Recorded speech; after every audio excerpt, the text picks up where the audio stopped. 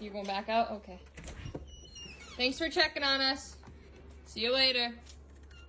See ya. See? Oh, I'm not coming out there. I'm not coming out there. No, you stay out there and play. You go lay in the snow like you like.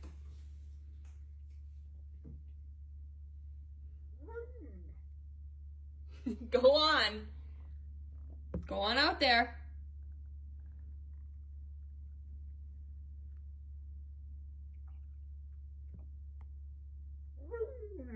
I'm not coming with you. Do you want in? Or are you staying out? You want in? Welcome back.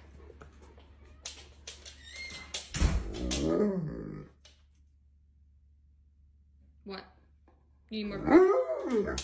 Alright, we'll give you more food. You gotta get dried off. Where's this towel? Behind you.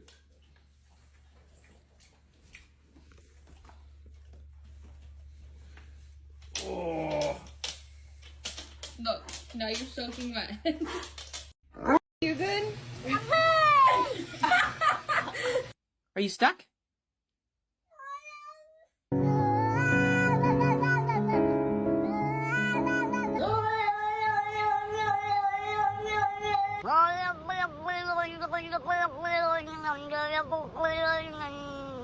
Hey.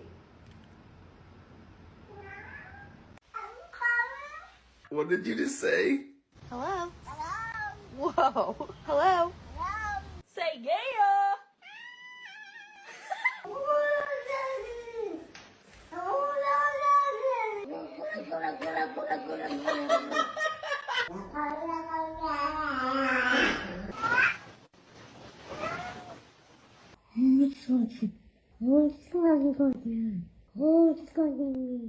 Where's the catnip? Is your food bowl empty? You're adopted. You good? Hey, boomers, do you know how old the 40-hour work week is? Humans are not meant to work, at least not the way we do today. And if that makes you upset, that means you're brainwashed, and I'm here to help you. Humans have been around for over 300,000 years, and we have spent 95% of that time living in leisure. We basically work 3 hours a day to survive. But in America, it has become very common to work 40 hours or more every week. This concept of spending most of our life working is pretty recent, and there's a couple reasons why it happened. One of the reasons Americans work so much is because of religion, specifically the Pilgrims, who brought their puritanical work ethic to America. When they came to New England in the 17th century, they believed that working hard meant that you were going to go to heaven. Have you ever heard the phrase, idle hands are the devil's work? It's kind of the same concept. Then came the Industrial Revolution in the 18th century, and everything in the world changed. Now businesses could make a lot more stuff, and then they just needed people to actually do the work. During this time, the average workday was rough. The average worker was working at least 14 hours a day, 6 days a week. Even little children were working in these very dangerous factories. It became such an issue that the government passed a law called the Factory Act. This required that kids who worked in factory get at least 2 hours of mandatory education a day.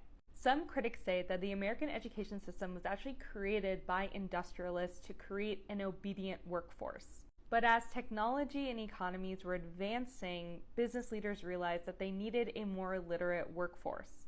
So the school systems in the 18th and 19th century were built to educate people so that they could be more proficient at work. That's where the whole concept of factory model education comes from. When it comes to millennials versus boomers, it's not in your head. People work a lot more today in 2023 than they did in the 1950s, 60s, and 70s. The American worker today works 1,779 hours a year, whereas in the 50s, 60s, and 70s, it was about 100 hours less. One of the reasons why we work a lot more is because unions are not as strong nowadays. Back in the day, a lot of unions fought for weekends, better working conditions, livable wages, paid time off. People are also working more because everything is costing more. As economies scale, there's more demand for workers to do much more, and sometimes they get paid way less. This is an example of how astronomically expensive things have gotten in the past few years. This data is from late 2020, early 2023. Because our purchasing power is a lot less, a lot more people are working more to try to make basic ends meet. So basically the way we work today is not natural. And the people who benefit from it are the people in charge, the people that run the companies, the people that run our economies.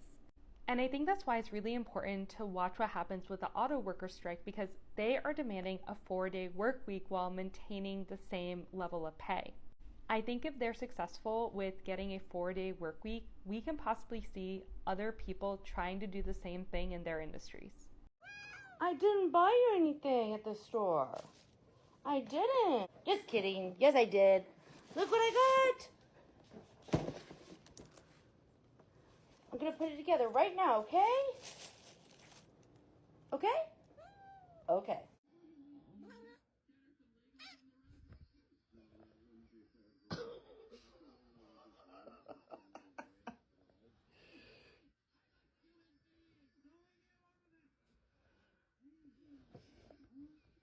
Come here. Yes, I do want him to come up here. I like him. Okay, sorry. Don't you get those mitts ready for him. You're gonna be nice. What is that noise? Whoa, get a boy. Good stretch. Good morning. Good morning, Angel.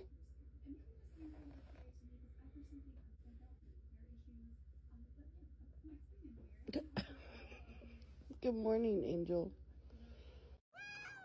Hey, get your leash. Let's go. There's a lady outside with her pit bull, and she's talking shit. So I'm gonna get the mom, and you get her dog. You ready? Cooper, on the count of 3, do your silly face. 1, 2, 3, make your silly face go. Oh, my dog is really talented. Hi! Hi, Biggie! Hi, Maui! Hi! Hello! Hello! Hi! Maui! Uy, hala, nahulog yung ball! Look at. Quiet, speak.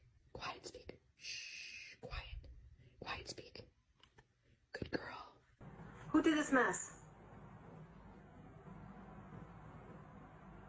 Cody, did you make this mess?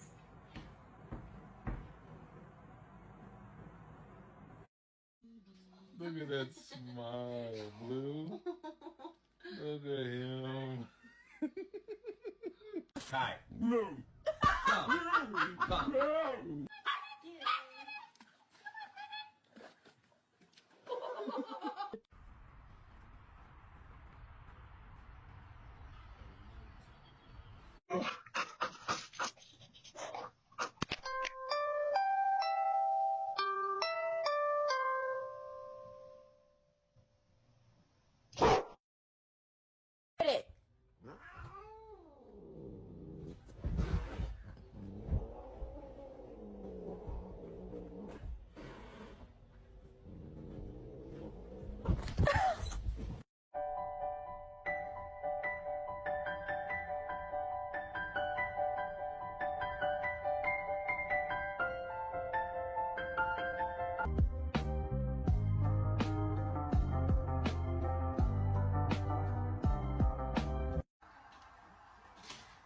Chester, look at me.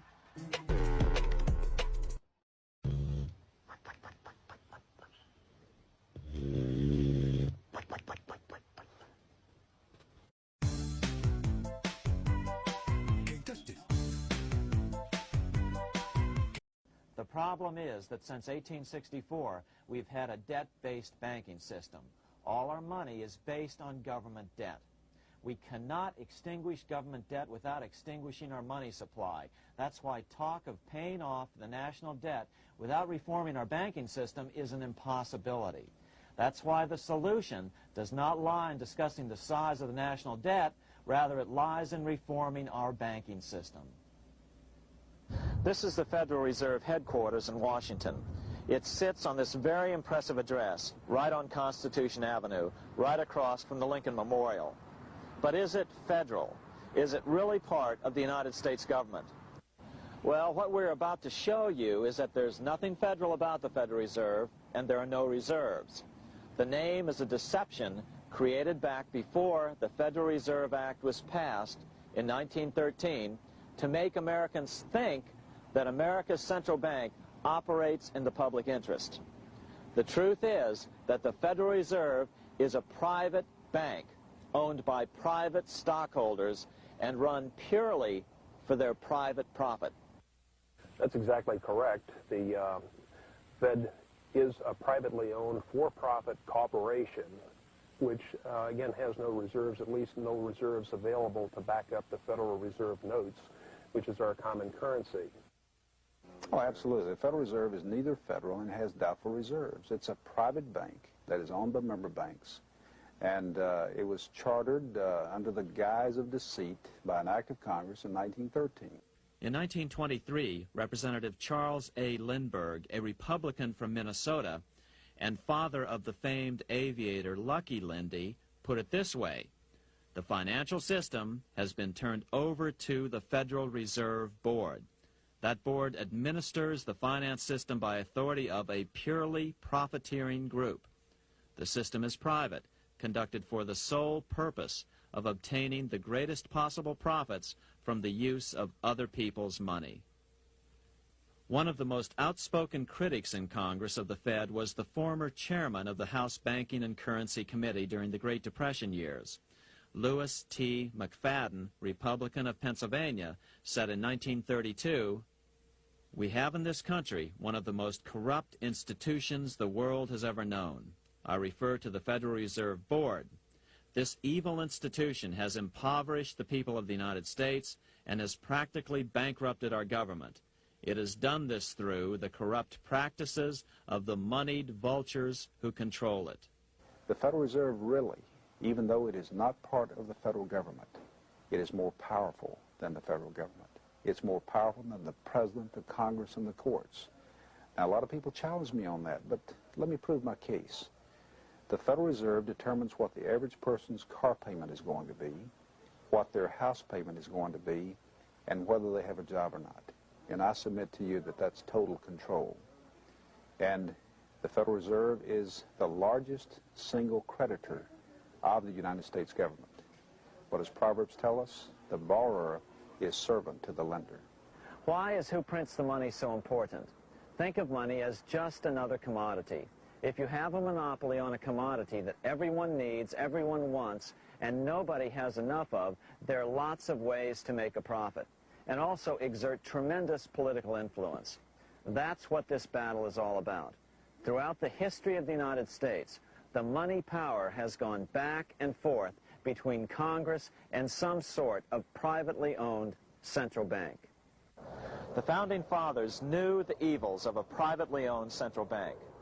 First of all, they had seen how the privately owned British central bank, the Bank of England, had run up the British national debt to such an extent that Parliament had been forced to place unfair taxes on the American colonies. In fact, as we'll see later, Ben Franklin claimed that this was the real cause of the American Revolution. Most of the Founding Fathers realized the potential dangers of banking and feared bankers' accumulation of wealth and power. James Madison, the main author of the Constitution, agreed. Interestingly, he called those behind the central bank scheme money changers. Madison strongly criticized their actions. History records that the money changers have used every form of abuse, intrigue, deceit, and violent means possible to maintain their control over governments by controlling money and its issuance. The battle over who gets to issue our money has been the pivotal issue throughout the history of the United States. Wars are fought over it, depressions are caused to acquire it. Yet after World War I, this battle was rarely mentioned in newspapers or history books. Why? By World War I, the money changers, with their dominant wealth, had seized control of most of the nation's press. Throughout U.S. history, this battle over who gets the power to issue our money has raged. In fact, it's changed hands back and forth 8 times since 1764, yet this fact has virtually vanished from public view for over 3 generations behind a smokescreen emitted by Fed cheerleaders in the media.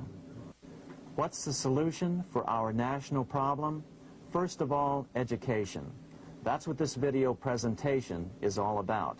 But secondly, we must act. We must take back the power to issue our own money. Issuing our own money is not a radical solution. I want to stress that. It's the same solution used at different points in U.S. history by men like Benjamin Franklin, Thomas Jefferson, Andrew Jackson, Martin Van Buren, and Abraham Lincoln. So, to sum it up, in 1913, Congress gave an independent central bank, deceptively named the Federal Reserve, a monopoly over issuing America's money. And the debt generated by this quasi-private corporation is what is killing the American economy. Though the Federal Reserve is now the most powerful central bank in the world, it was not the first. So where did this idea come from? To really understand the magnitude of the problem, we have to travel back to Europe. What were money changers doing in the temple? When Jews came to Jerusalem to pay their temple tax, they could only pay it with a special coin, the half shekel of the sanctuary. This was a half ounce of pure silver about this size. It was the only coin around at that time which was pure silver and of assured weight without the image of a pagan emperor. Therefore, to Jews, the half shekel was the only coin acceptable to God. But these coins were not plentiful. The money changers had cornered the market on them. Then they raised the price, just like any other commodity, to whatever the market would bear. In other words, money changers were making exorbitant profits because they held a virtual monopoly on money. 2 early Roman emperors had tried to diminish the power of the money changers by reforming usury laws and limiting land ownership to 500 acres. They were both assassinated. In 48 BC, Julius Caesar took back the power to coin money from the money changers and minted coins for the benefit of all. With this new, plentiful supply of money, he built great public works projects. By making money plentiful, Caesar won the love of the common man. But the money changers hated him. Some believe this was an important factor in Caesar's assassination. One thing is for sure, with the death of Caesar came the demise of plentiful money in Rome. Taxes increased, as did corruption. Just as in the case of America today, usury and debased coin became the rule.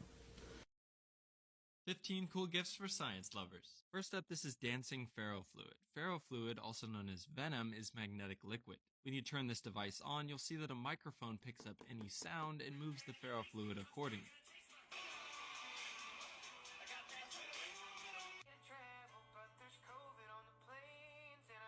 You can also place it near a TV to watch it move to the audio of the show while you watch. First up, grab a glass bottle with flat sides. If you just want a bottle of ferrofluid to play with, that's a cheaper alternative and is still really cool. Next up is this Swinging Sticks kinetic art display.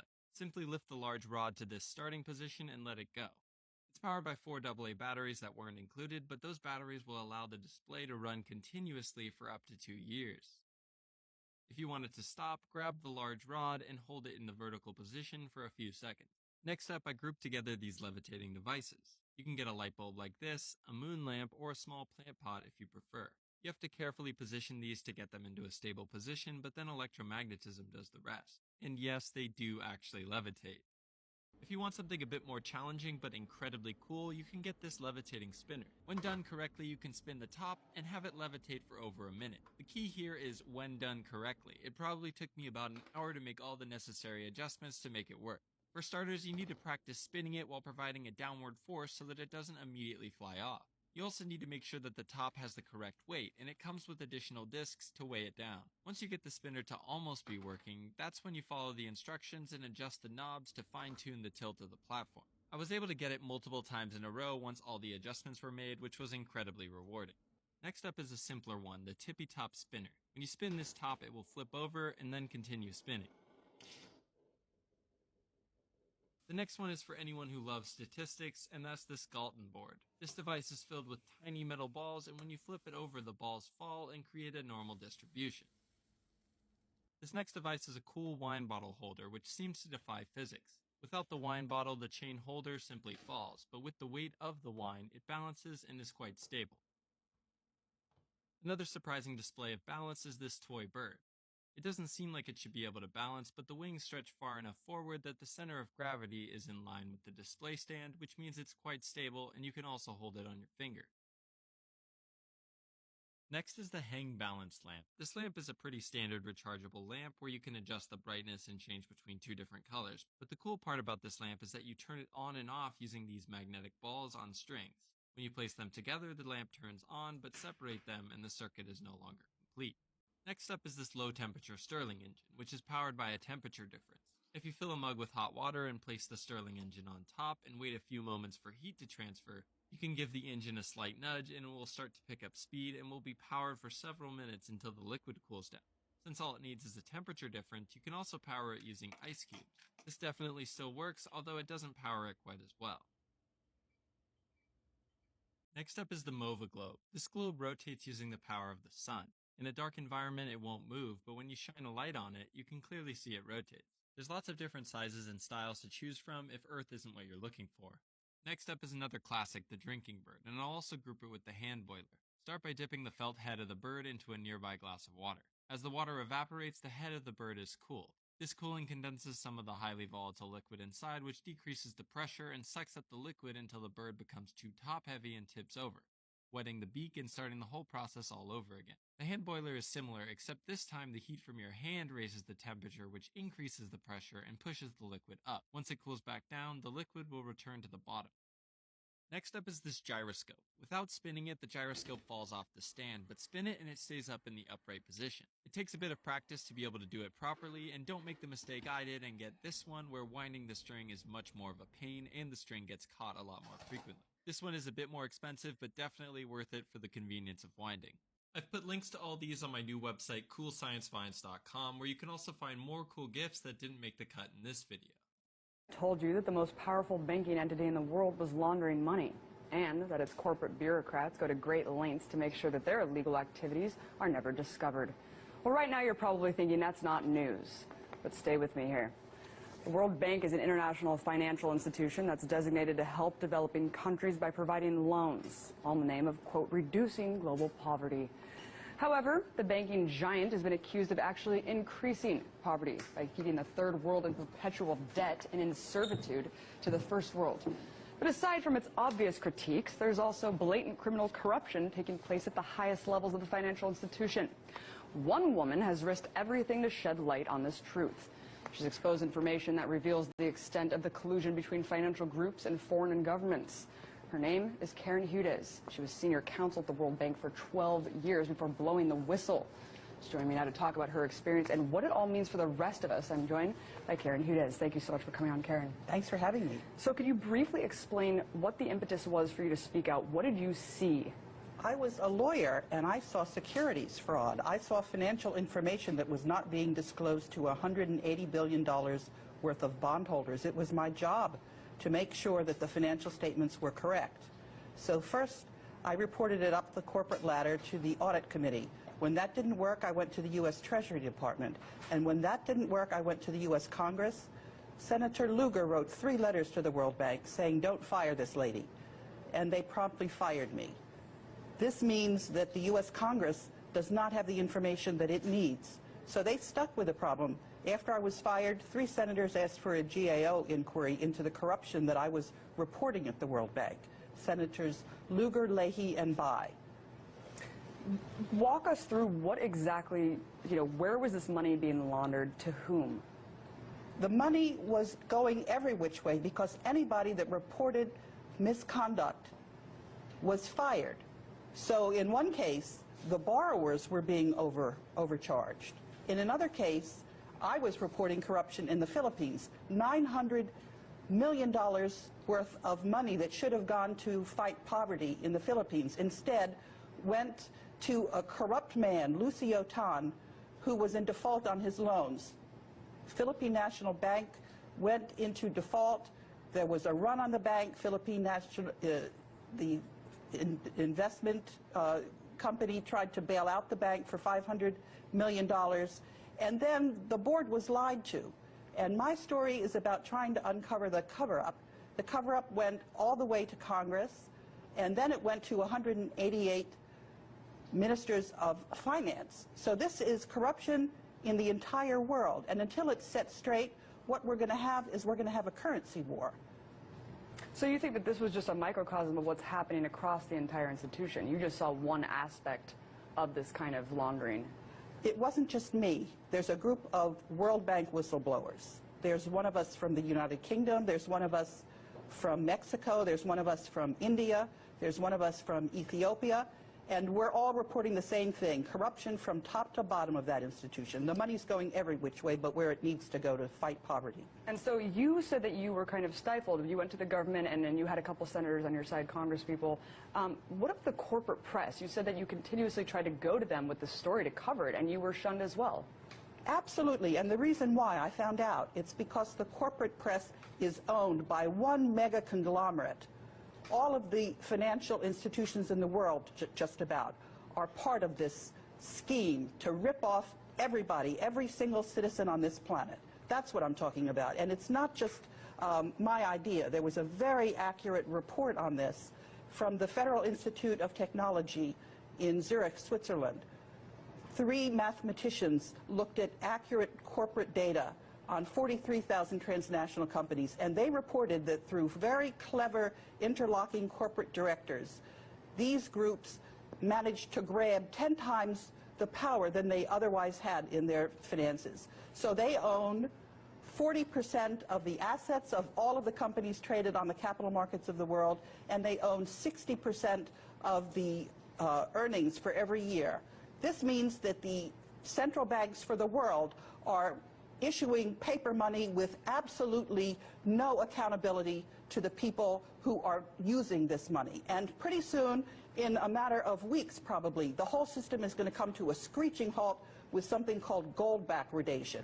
Well, let's back up a little bit because, I mean, basically there's no oversight over these institutions. Aside from laundering money, plainly, they're also laundering money offshore, hidden in these bank accounts, offshore bank accounts. I want to talk about how much power the banking system really has over geopolitics. I mean, you just broke down that all of these people are kind of interlocking. Would you say that they control the government as well? Absolutely. What I have documented is state capture. I tried to have information go to the voters before the presidential elections because Robert Zoellick was Mitt Romney's National Security Transition Planning Chief. CBS wouldn't report it. If the voters don't know who they're voting for, I asked CBS to have a question on international corruption. They figured the American public didn't need to know. So if the public doesn't know what's really going on, then you don't have a democracy, and that's what we're talking about. Can you name any names of who you think are the real power players here? Because I know that, you know, if a little bit of digging can really reveal who these people are that are kind of pulling the strings here. What you need to do is you need to look at the ownership of these corporations. They're the ones that we hear about all the time. Goldman Sachs. Yeah. You were talking about Bank of America. They are actually all one bank. That's what happened when we saw the LIBOR crisis. These institutions are one big conglomerate that think they control the world, and they think they're above the law, and they're not.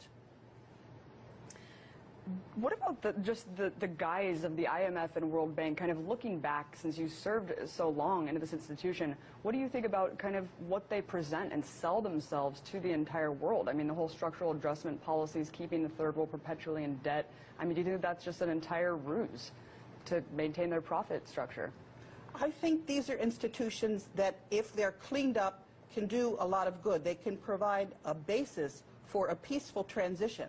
It's very clear that we need we need to have some regularity in our international financial system. We need what we certainly don't need is a currency war, and that's what we're on track for, unless and until we start to get to the bottom of this corruption. And it's very simple, actually, to do, because most of the people know that the corporate media, 70% of the Americans in a recent Gallup poll distrust their media because it's owned by these banks. Karen, to wrap it up, why do you think that whistleblowers such as yourself, obviously exposing this massive corruption within these financial institutions, are not incurring the full wrath of the state as we see as somewhere like Edward Snowden or Bradley Manning? That's a very interesting question. I think it's because we have the people behind us and enough people know about us and because we're working together. But I have to say that I'm very curious as to why the media is now covering Eric Snowden. I'm worried that this is to get people riled up when what they really need to know is that I have told all of the ministers of finance, I have told all of the governors, I have told all of the state attorneys general. I bought a bond and I had a lawsuit, and 188 ministers of finance settled my lawsuit. It's Eric Holder who's holding up the settlement of my case. Well, I won't deny that we have some criminals in the government. Karen, thank you so much for coming on. We'll definitely be following your case and covering it as it develops. Karen Hudes, former senior counsel at the World Bank. Appreciate it. Are American families having budget squeezed by a multi-trillion-dollar coalition of bankers? The dollar has fallen in value, taking away spending power of the poor and middle classes. This has been happening at an ever-increasing rate since 1913. Items that cost $1 before the First World War now take $50 or more to purchase. As more currency is printed, their value declines in what some political observers claim is due to, in part, policies of not just the Federal Reserve, but the World Bank. This has caused some investors to put their money into digital currencies, including Bitcoin. And that commodity did take a hit after Mt. Gox, a trading firm, reports $500 million missing from its accounts. However, the digital currency has rebounded, being up over 17% in just the last few days. Karen Hudes studies law at Yale and economics at the University of Amsterdam. She worked in the legal department of the World Bank from 1986 to 2007. Today, Hudes is among a new generation of whistleblowers. She travels around the world informing the public about the secret deals happening inside the World Bank.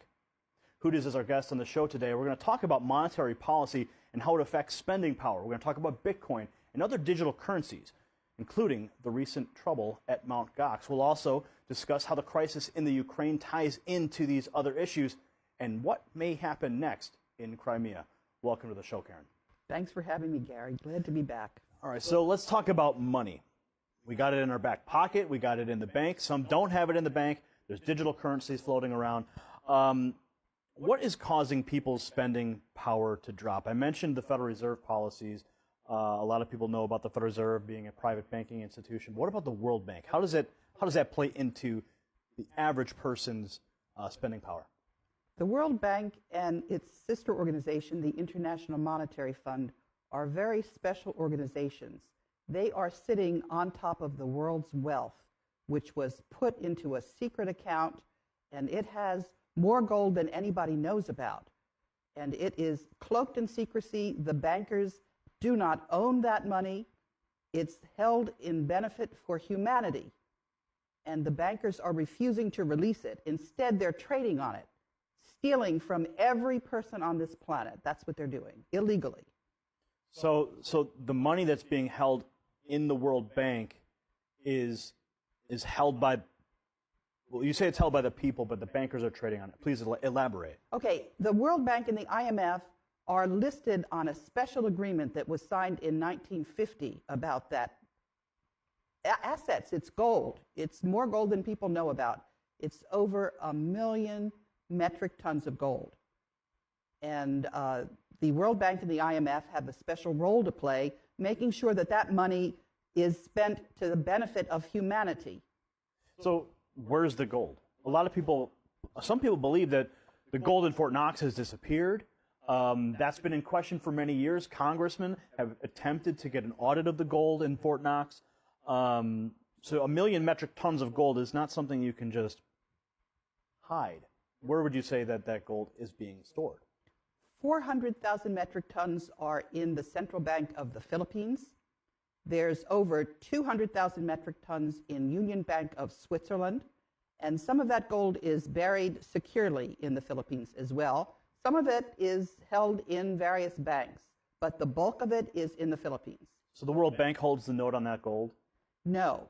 It is in a special trust account that was set up by Ferdinand Marcos, and the authorized signatory is a German banker lawyer by the name of Wolfgang Struck, who also lives in the Philippines. So what are they doing with the gold then? They're just sitting on it? That's exactly right. And the reason that they're doing that is because they have funny money. They have paper money, and they're using that funny money to charge interest on every single country's currency. That's just a scam. There's no reason for that. So if they're holding this money, they're charging interest, or they're holding the gold, they're charging interest on this gold. How does this affect the average person and their dollar, the Federal Reserve, spending power, that type of thing? It has a profound impact. It's the best way to explain it is like an analogy. Supposing you were an heir, and the person who was supposed to handle the will was taking the money you had inherited and was not giving it to you.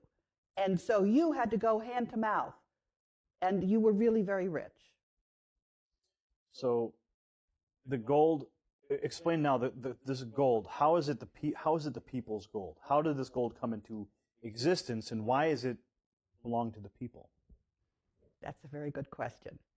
This is gold that started out in Solomon. And then the Spanish conquistadors took the gold from the Aztecs and the Incas. And then between the war, World War I and World War II, a German general named Yamashita went around and he told people that they would be better off giving their gold to him for safekeeping, and he then issued promissory notes which carry interest. Those notes are denominated in gold. There are about $210 trillion worth of them, plus the compounded interest. It's now in the quadrillion of dollars that is owed by these banksters that say we owe them money. No, they're the ones that are the ones in debt. So how do the people get the gold back? If it's their gold and it was taken by these bankers, how do we receive it? That is the question. And they're just sitting there illegally and refusing to relinquish it. Part of the problem is that this gold is cloaked in secrecy. But in the last month, Wolfgang Struck has been publishing all of the documentation. So it's there for people to see. We have the originals. And people just have to make sure that the banks do what they're required to do, which is release the world's wealth. Are the bankers afraid of digital currencies? That is a good question. I believe they are, but there's a lot of mystery surrounding the cryptocurrencies. For example, the chief executive officer of Bitcoin was a young woman in the prime of health, was found dead, presumably by suicide. The value of those currencies fluctuates. So it's a payment system, but I don't think it's a very secure investment, especially just imagine if something should happen to the internet. You would have lost all of your investment. So you mentioned the apparent suicide of one of the executives at a Bitcoin trading firm, which really, I think, does it tie into this recent rash of banker suicides? We recently spoke with Gerald Celente. He had some insight into it. There's a lot of people who think that maybe these bankers maybe know more. Maybe some of them have been murdered, especially the strange suicide of the one banker, 7 shots by a nail gun to his body and his head. It's not a very common way that people choose to commit suicide. So there's certainly some mystery there. Do you think that there's a connection across the board with all these banker suicides? Well, many of these bankers are at JP Morgan. Many of them are trading in currency. Many of them knew each other. These are all red flags. I don't have any specific knowledge other than anyone else who's trying to put these pieces of the puzzle together. But one of the things that I have heard, and this certainly ties in with everything I know, is that these bankers understood that there was corruption going on that was tied in with the Vatican. There's a whole super dolphins, and there's a whole nother one. This is, they're all coming together. Look at this. They're coming together. Oh my goodness.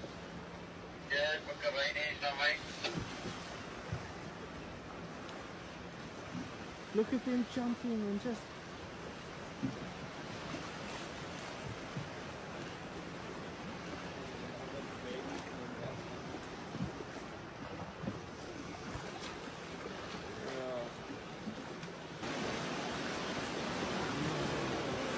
No way. Never in my whole life. Never ever in my entire life would I ever think that I'd see something like this.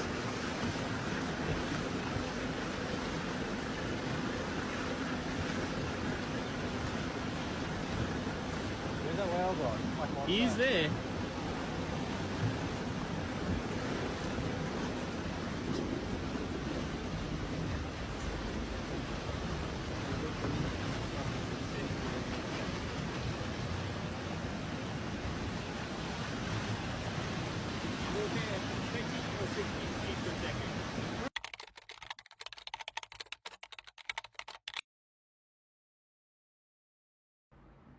Hey Vector, I just realized that I haven't shown you what you look like yet since I painted you like Wally. Yeah, you want to see? All right, let's go. Okay, I know you hate being picked up, but I have to pick you up so we can get to Amir. I know, I'm sorry, just, it'll go quick. I know, bud. We're gonna get there though. It's only for a second. Hey Vector, are you ready? Yeah, okay. What do you think? Do you like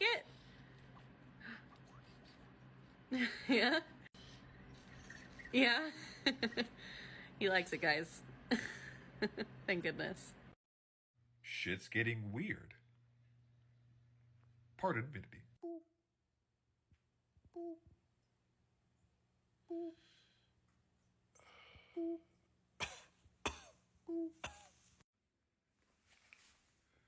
Nurse Bethany, the patient is awake. Mr. Shea, how are you feeling? I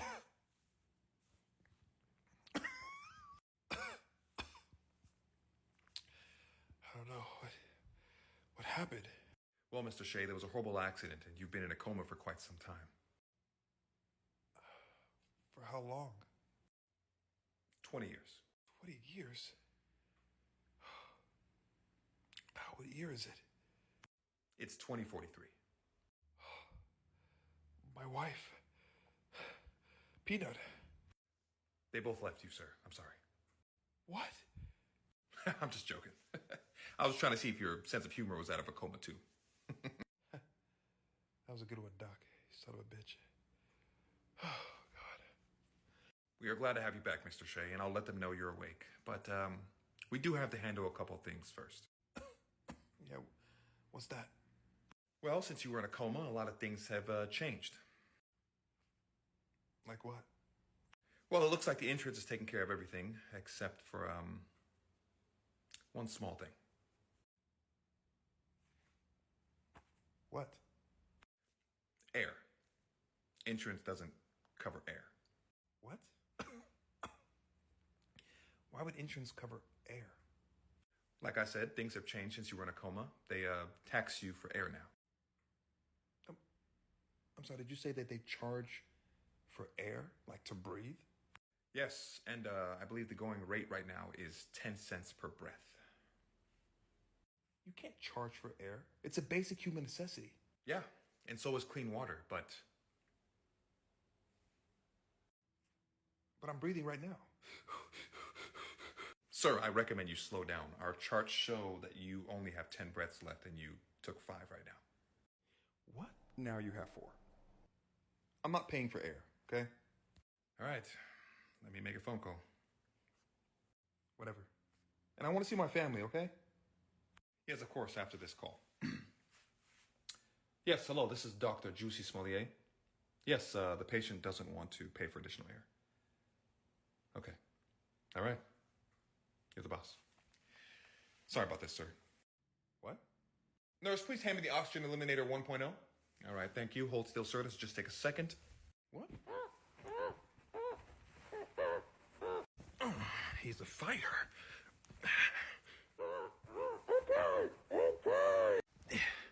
Sorry, sir, what was that? I said okay. Okay, I'll pay for the air. Glad to see you came to your senses, sir. Debit or credit? Debit. All right, here you go, sir. Just hit any button you'd like.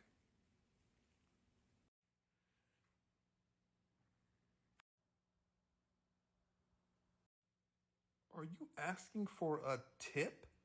Things have changed. You tip your doctors now, unless you want to tip a different way. No, this tip is fine. Thank you. Take a little 12%, nasty. Great. I'll let your family know they can come in. Ooh, large exhales of dislike will be an additional charge, sir.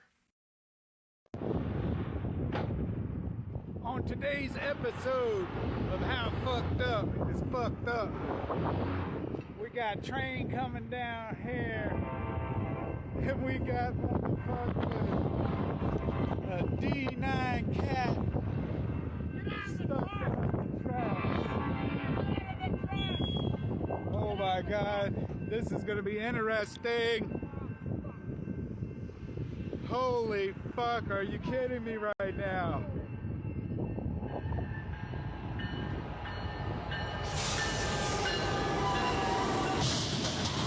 Oh my fucking God! Oh my fucking God! Are you serious right now? Whoa! Oh my fucking God! Let's go get this money. What's up, bro? What? That's your paycheck? Let me see it. Why do you want to see my check? Let me see it, bro. Bro, here. All right, cool. You just wanted to look at it? Go on. Okay. Weird. Hey, yo, hey, come here. I want half. Dude, get away from me. Give me half of it right now. Really? Appreciate it. God almighty, half of my damn... What's up, bro? Hey, come here. Give me some of that. Bro, what? Yeah, you just got paid, didn't you? Jesus. Appreciate it, Bubba.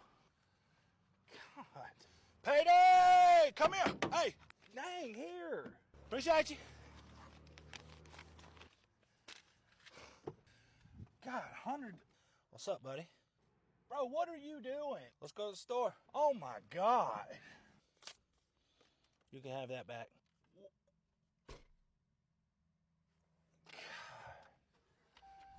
This is crazy. Come on, let's go to the store. Oh, boy. Man, it's rough out here, ain't it?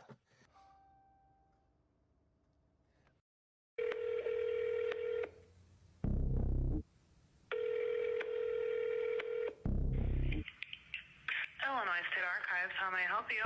Hey, I was just transferred to you because I was looking at the Supreme Court when it was built, and I was just trying to find like records on it, and it said it was saying like on their website it was saying that it was built in like a year.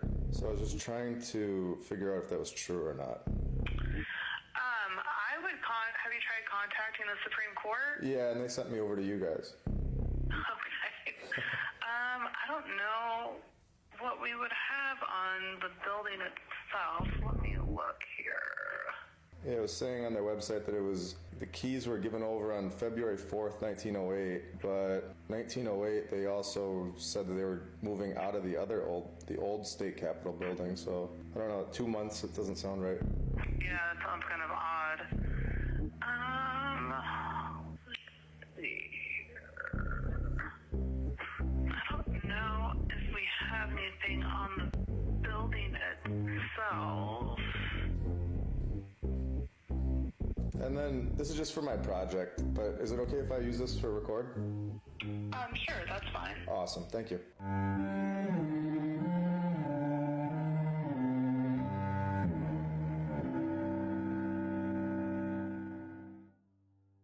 Did you think it was crazy to think these buildings were all bigger than you can see? Did you think they were just AI generated? Are you ready to have your mind blown? Call it what you want. Being at the right place at the right time? I don't believe in coincidences. We are being shown the truth, in my opinion. Are you ready to see something today that you can't find in a textbook? We will be getting to the Illinois State Capitol building today, so get ready. Now, as we heard from the Illinois State Archives, they are unsure of any information concerning the construction of the Illinois Supreme Court building, which is only located a total of 0.12 miles away from each other. So I was stunned. And that's just the beginning of the episode. I also have something at the end that blew my mind. So I'm looking forward to sharing that with you all. So today, I'm taking a trip to a lot of places. So many that we're gonna have to continue this one into episode 45. We're gonna be checking out some crazy stuff. Buildings that have wild stories. Architecture that does not fit the mainstream timeline. And as always, a lot more. This is all made possible thanks to our Patreons, badge members, everyone who has bought merch and sent super chats. Also when you like, comment, and subscribe. Every dollar has gone back into this channel, like I've said before. Now let's get started. Let's begin with the Streeter Public Library, where we are told the construction began in 1902, and it just popped up January 31st, 1903, which again, we've definitely proven that in episode 41, using artificial intelligence, that this is logistically impossible, and now they are currently restoring it. At this point, restoration, in my eyes, means destruction and removal, especially when the landing in front of the murals are blocked off to the public, and the front entrance is closed to the general public. Let's set the tone for this episode. The murals have never been cleaned since they were supposedly installed in 1905, and here we go. And severe smoke damage occurred to the murals in 1945 when the library had a fire in the boiler room. All right, so we get the nod. We have a hidden restoration process by our incredibly advanced society. Joking, of course. And can we just look at this AI-generated name for a second? This is right in your face kind of stuff. What is the guy's name that supposedly painted the murals? I'm not even gonna say it, because if I do, well, you know what it would say. Once you have eyes to see, this kind of stuff just honestly is so in your face and childish. And we all know about how these incredible architects, painters, supervisors, and the rest are killed off immediately after the job is done, or right in the middle of it. So let's take a look at this together. The murals were done in 1905. What year do you think this guy dies in? Well, let's take a closer look. The project is done in 1905, and he's dead in 1905 in New York City? Interesting. By suicide.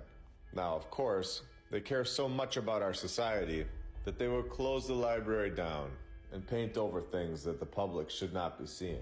Okay, so we have a very interesting story here, and I want to continue to our next building because we have a lot of cool stuff to see that gets even more in depth. So this takes us to the University Hall in Lincoln, Illinois. Take a look at this thing. What year do you think they started this project? To be able to finally complete it all the way back in 1866. You guessed it. If you had 1865 on your bingo card, you are the winner. Right in the middle of the Civil War. No problem at all. This is crazy. Think about this. The entire building, from start to finish, was done in less than a year. And again, we have episode 41 to back us up.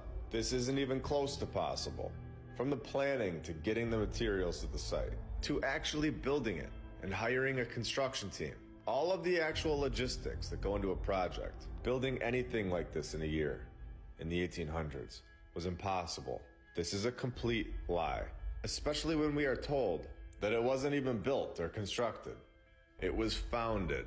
Just so we are clear, you don't find your house. You build your house. Your house is constructed. It isn't found.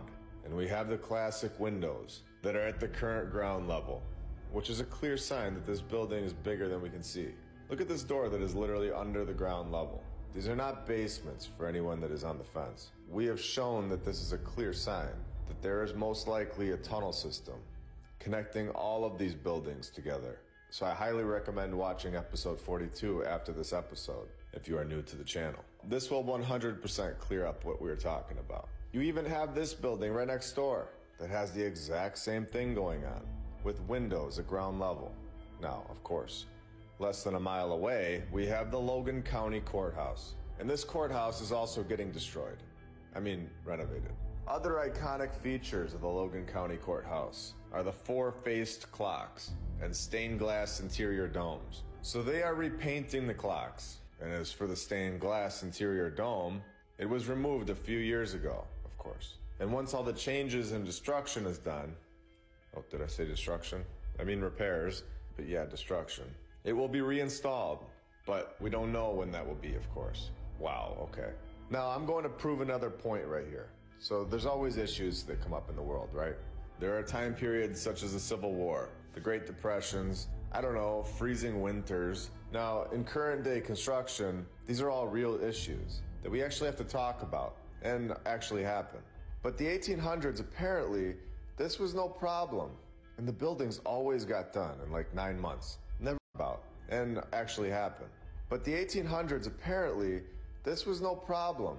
And the buildings always got done in like 9 months. Never an issue. So let's prove this point right here. In March 2020, Logan County got the money to repair the courthouse. However, 2020 brought its own challenges. Walters said repairs halted during this time period that we all just went through. Then he and his team were met with labor issues and increased material costs. This is honestly normal. This is what happens when constructing things. Things sometimes come up. Things happen that slow the process of construction down. How is it, though, that 200 years ago, this kind of stuff never happened? There was no construction issues. They never had a labor issue. They never had a shortage of construction workers. They never had weather issues or anything that would slow the process of construction down. Everything just worked out back then. Every time. Everywhere in the world. It amazes me that buildings in the 1800s, where they did not even have a road completed, were simply constructed in a year, or less, with no issues. Yet our current civilization can't even restore it in a shorter amount of time than it took to construct the entire building 120 years ago. Does that make sense? No, it doesn't. This is a different building in Ohio, but I just want to show you what I'm talking about. The Logan County Courthouse in Ohio, because the AI can't come up with a new name for these buildings, it's so repetitive, but that's not the point here. This one was built in 1870, yet took our civilization 6 years to renovate it. In 1870, it was easy and they could just construct the entire thing so fast. No, it isn't possible for every single town in the 1800s to fully understand the construction process. Every single architect to be perfect, and no understanding of where these people were trained. What school did they go to? They were all incredible? At some point, you gotta question this. At some point, it doesn't make sense. And I think we're at that point.